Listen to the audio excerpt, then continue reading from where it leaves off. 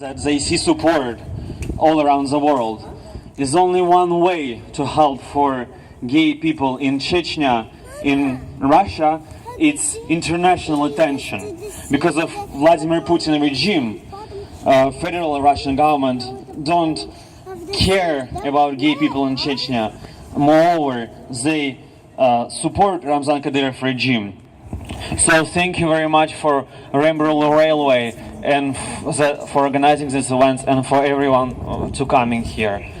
I'm sorry for my bad English, so I'm LGBTQ activist from Russia, and I came into Canada 3 years ago. In Russia, I had a very difficult experience because of Russia is getting worse and worse in human rights. I came out at 14 years old as a gay, and of course I was bullied in school, and I was naive. I sent a letter to Vladimir Putin, to the leader of Russia, and asked him to help me protect my rights to be myself. But instead of helping me, after 3 months, police came to my apartment, to my parents' apartment house, and said to me that I shouldn't send any letter. And they said that I'm gay because if I was raped and convinced by American propaganda and something like this. So, when I was 16, I moved to Moscow, to capital of Russia, from the small town when I was born, because I thought Moscow was the biggest city in Russia and there is safer space for gay people.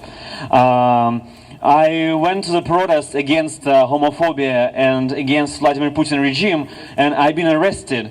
And I was been beaten by police because I protested against Vladimir Putin.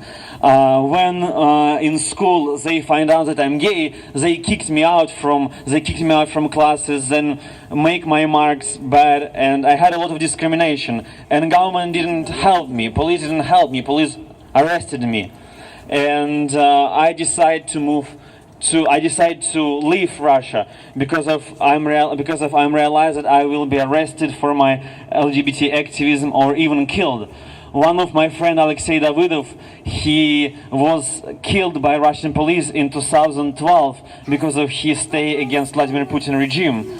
And from 2012 to 2016, a lot of LGBTQ activists from Russia moved to other countries, to the United States of America, to the Europe, because of their life was in danger.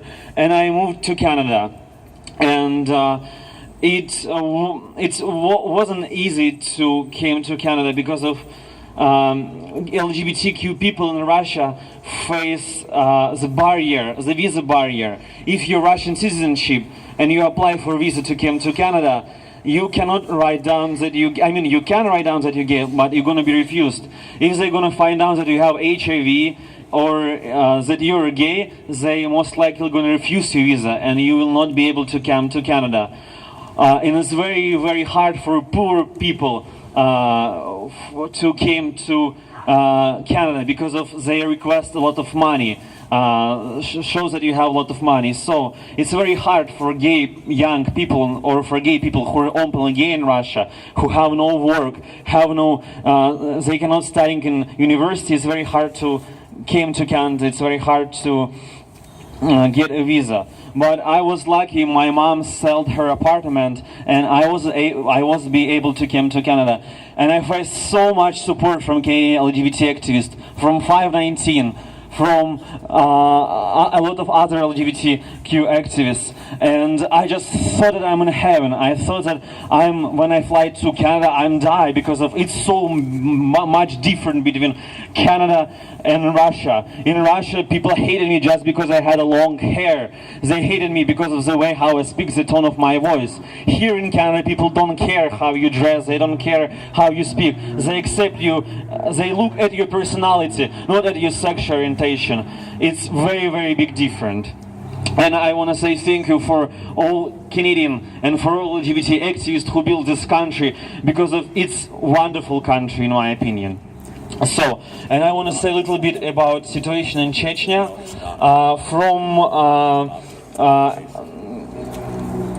From March 2017, LGBTQ activists and journalists find that Chechnya's government is a part of Russian Federation, south part of Russian Federation, they purposely try to find gay people and arrest them and kill them.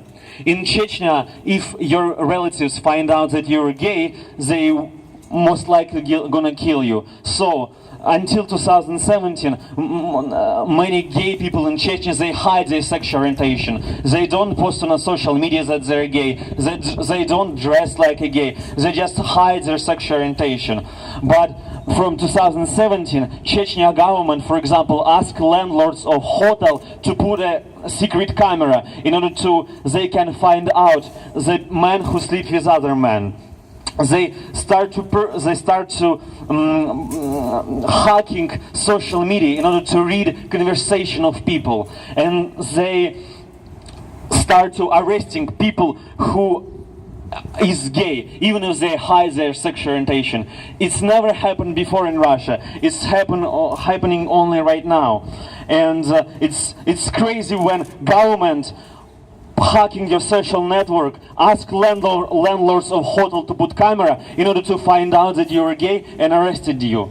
The Russian LGBT network and a Russian journalist confirm at least 3 dead of gay people in Chechnya, more than 100 people being arrested.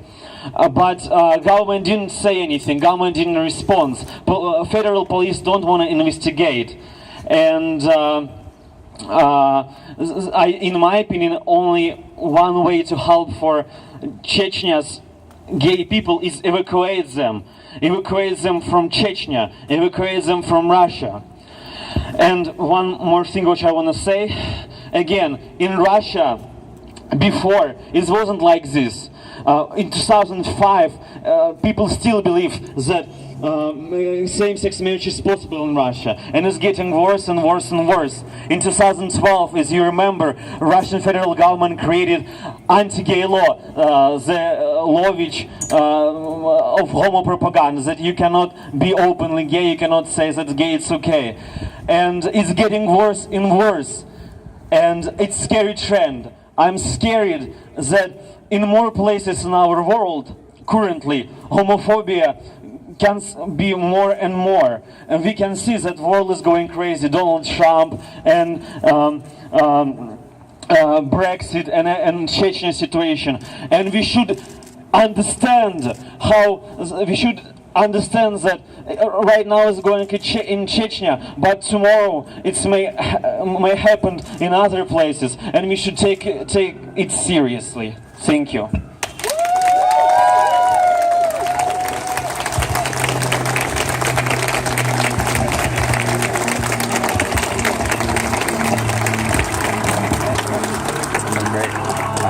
Good day, everybody. The choir is